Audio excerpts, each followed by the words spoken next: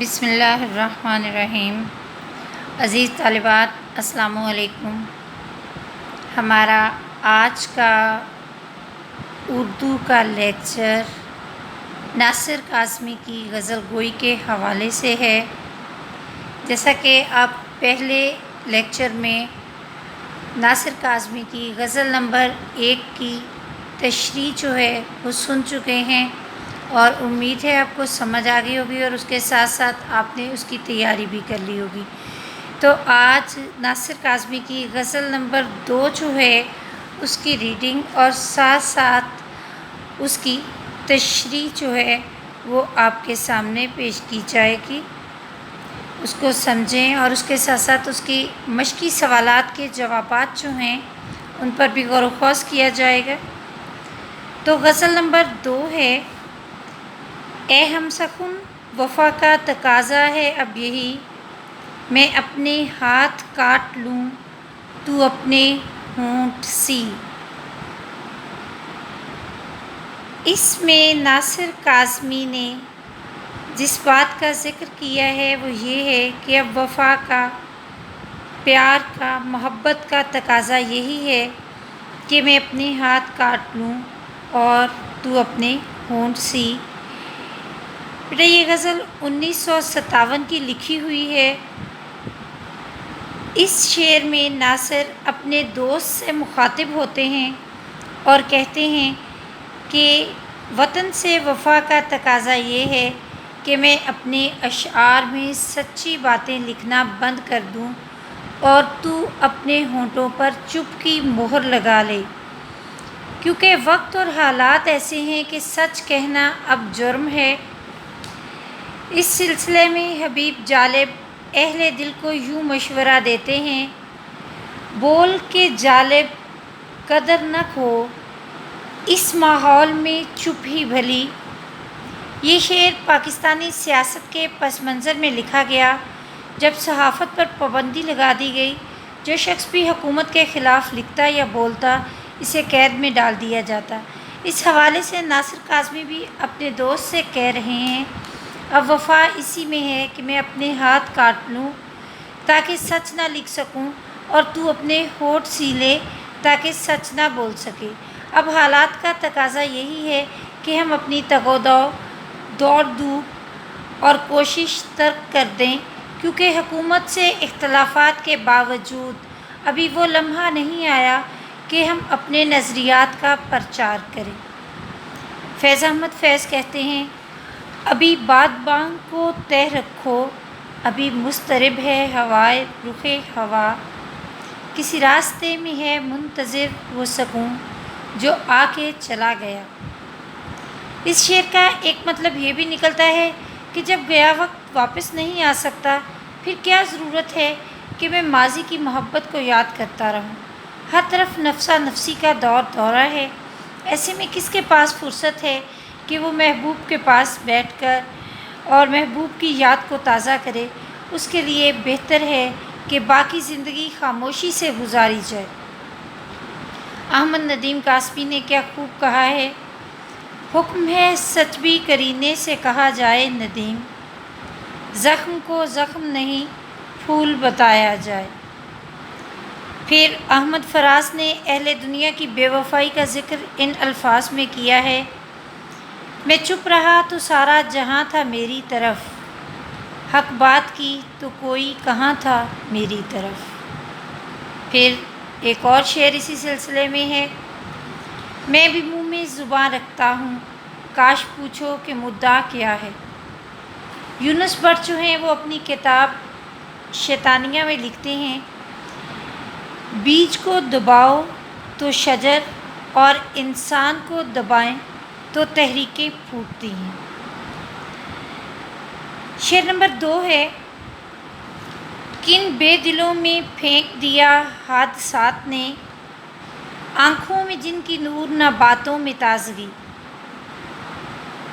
حالات نے نہ جانے مجھے کن لوگوں میں پھینک دیا جن کی آنکھوں میں نہ نور ہے نہ باتوں میں تر و تازگی ہے۔ جی، تو ناصر کو آپ ماضی کی زندگی بہت عزیز ہے۔ وہ اجڑے ہوئے شہروں، جلی ہوئی بستیوں، بچھڑی ہوئی صحبتوں کو یاد کرتے ہیں۔ وہ ان گلیوں کو یاد کرتے ہیں جن میں ان کا بچپن گزرا۔ ناصر کا اپنا ہی ایک شعر ہے: گلی گلی آباد تھی جن سے، کہاں گئے وہ لوگ، دلی اب کے ایسی اجڑی، گھر گھر پھیلا سو۔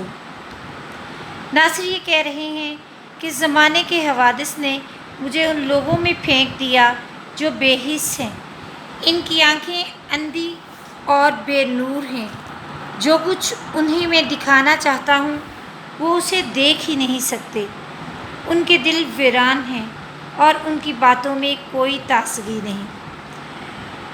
بقول حفیظ جلندری، چلتے پھرتے ہوئے مردوں سے ملاقاتیں ہیں، زندگی کشف و کرامات نظر آتی ہے۔ دراصل ناصر یہ کہنا چاہتے ہیں کہ ہجرت کے بعد جن لوگوں سے میرا واسطہ پڑا ان کے دل محبت سے خالی ہیں، ان کی آنکھوں میں پیار کی جھلک نہیں، چمک نہیں، ان کی باتوں میں مٹھاس نہیں۔ بھلا ایسے لوگوں کے درمیان رہ کر انسان کس طرح خوشی حاصل کر سکتا ہے؟ اس سے ایک اور مطلب بھی نکلتا ہے، اور وہ یہ ہے کہ ہمارے رہنما حق و باطل میں تمیز کرنے سے قاصر ہو چکے ہیں۔ وہ یہ فرق کرنا ہی نہیں جانتے، جس کے سبب ان کے دل پتھر ہو گئے۔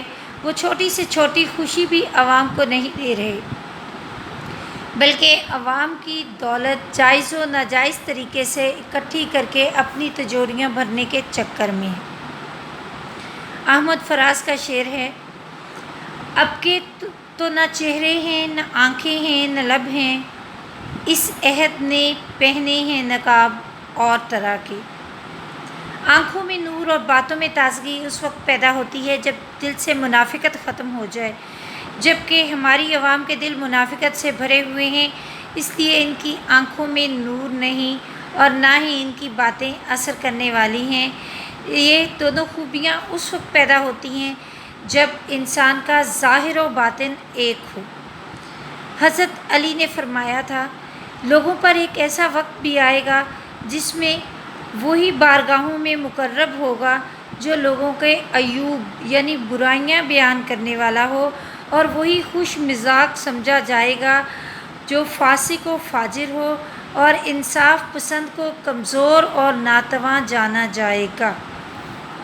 جی، تو اس سے اگلا شعر ہے: بول اے میرے دیار کی سوئی ہوئی زمیں، میں جن کو ڈھونڈتا ہوں کہاں ہیں وہ آدمی۔ اس شعر کا پس منظر بھی دیکھا جائے تو ہجرت ہی ہے۔ ناصر کے دل سے اجڑی ہوئی بستی کی یاد کسی صورت نہیں نکلی۔ ناصر دکھ بھرے انداز میں اپنے ماضی کے دوستوں اور عزیز و اقارب کو یاد کرتا ہے۔ بقول ساغر صدیقی، وہ جن کے ہوتے ہیں خورشید آستینوں میں، کہیں سے ڈھونڈ کے لاؤ بڑا اندھیرا ہے۔ شاعر جانتا ہے کہ اس کا ماضی اب راکھ کا ڈھیر بن چکا، وہ کسی صورت واپس نہیں آ سکتا، نہ وہ تہذیب، نہ وہ معاشرہ، نہ وہ لوگ، لیکن ناصر پھر بھی انہیں یاد کرتا ہے۔ یہ انسانی فطرت ہے کہ جب انسان کے سوال کا جواب اہل دنیا نہ دے سکیں تو وہ بے جان اشیاء سے سوال کرتا ہے، کیونکہ انہوں نے وہ تمام حالات دیکھے جن کو اس دور کا انسان نہیں دیکھ سکا۔ وہ زمین سے سوال کرتے ہیں کہ اے میرے دیس کی سوئی ہوئی زمین، میں جن لوگوں کو ڈھونڈتا ہوں وہ لوگ کدھر چلے گئے۔ شاعر زمین سے اس لیے سوال کرتا ہے کہ جب انسان زندہ ہوتا ہے تو زمین کے اوپر ہوتا ہے، اور جب مر جاتا ہے تو پھر یہی زمین اسے اپنے اندر سما لیتی ہے۔ اس لیے زمین جو ہے وہ اچھی طرح سے انسان سے واقف ہے۔ جنہیں ہم دیکھ کر جیتے تھے ناصر، وہ لوگ آنکھوں سے اوجھل ہو گئے۔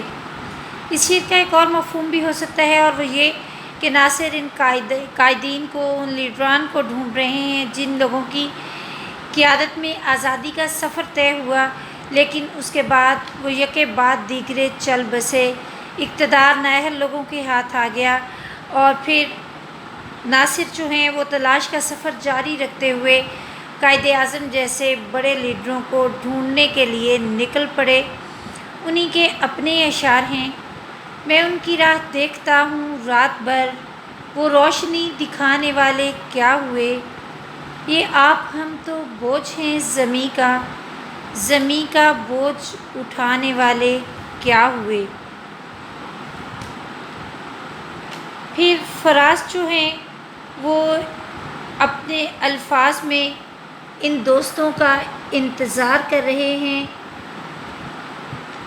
درخت ماؤں کی مانند انتظار میں ہیں، طیور لوٹ کے آئے نہ آشیانوں میں۔ ذوق کا شعر ہے، ہستی سے زیادہ ہے کچھ آرام عدم میں، جو جاتا ہے یہاں سے وہ دوبارہ نہیں آتا۔ اور پھر درد نے اسی بارے میں جو لوگ اس دنیا سے رخصت ہو چکے ہیں اپنے اندر کی عکاسی کی ہے کچھ اس طرح سے، درد کچھ معلوم ہے، یہ لوگ سب کس طرف سے آئے تھے، کدھر چلے۔ شعر نمبر 4 ہے، میٹھے تھے جن کے پھل وہ شجر کٹ کٹا گئے، ٹھنڈی تھی جس کی چھاؤں وہ دیوار گر گئی۔ جی تو ناصر کی شاعری میں پہلے بھی بیٹا آپ کو بتا چکی ہوں کہ اداسی ہے، اور یہ اداسی جو ہے یہ ہجرت سے پیدا ہونے والے رنج و غم سے، مصیبتوں سے در آئی۔ فسادات اور ہجرت سے پیدا ہونے والی افسردگی نے مسلم ریاست کے قیام کی خوشی کو بھی اپنی لپیٹ میں لے لیا۔ ناصر پھر ماضی پر نوحہ کناں ہیں، ماتم کر رہے ہیں۔ وہ کہتے ہیں جن درختوں کے پھل میٹھے تھے وہ کٹ کٹا گئے، جس دیوار کی چھاؤں ٹھنڈی ٹھنڈی تھی وہ دیوار بھی گر گئی، یعنی عجیب اور عظیم قسم کے حادثات ہو گئے۔ دراصل شاعر یہ کہنا چاہتا ہے کہ جو اس ملک کے صحیح رہنما تھے، اچھے لیڈر تھے، جو مخلص تھے، وہ فوت ہو گئے، اس دنیا سے کنارہ کر گئے۔ عوام کے سچے خیرخواہ اگلے دیس سدھار گئے۔ بے سر و سامانی کی حالت میں عوام کڑی دھوپ سہنے کے لیے رہ گئے۔ ناصر کا ہی اپنا ایک خوبصورت شعر ہے، شکستہ پا راہ میں کھڑا ہوں، گئے دنوں کو بلا رہا ہوں، جو قافلہ میرا ہم سفر تھا، مثال گرد سفر گیا وہ۔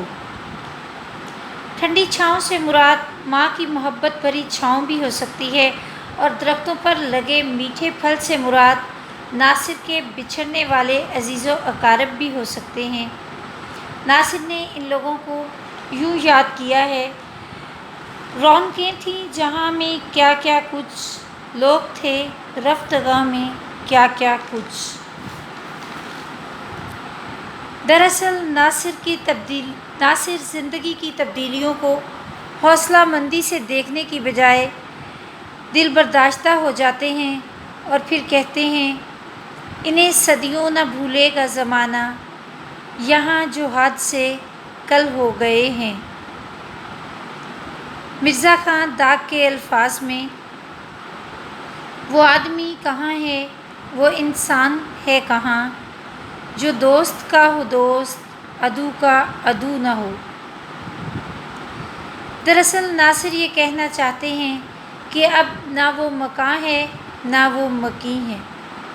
وہ لوگ جو لوگوں سے محبت کرنے والے تھے، جن سے انسان اور انسانیت کو کوئی فائدہ ہو سکتا تھا، ایک ایک کر کے رخصت ہو گئے۔ اس شعر میں شاعر میٹھے پھل، شجر اور چھاؤں کا استعارہ اچھے لوگوں کے لیے استعمال میں لائے ہیں۔ پھر کہتے ہیں گلی گلی آباد تھی جن سے، کہاں گئے وہ لوگ، دلی اب کے ایسی اجڑی، گھر گھر پھیلا سوگ۔ یہی دور نو کی عنایت ہے شاید کہ بھائی سے بھائی جدا ہو گیا۔ آؤ ناصر کوئی غزل چھیڑیں، جی بہل جائے گا، ارے کچھ تو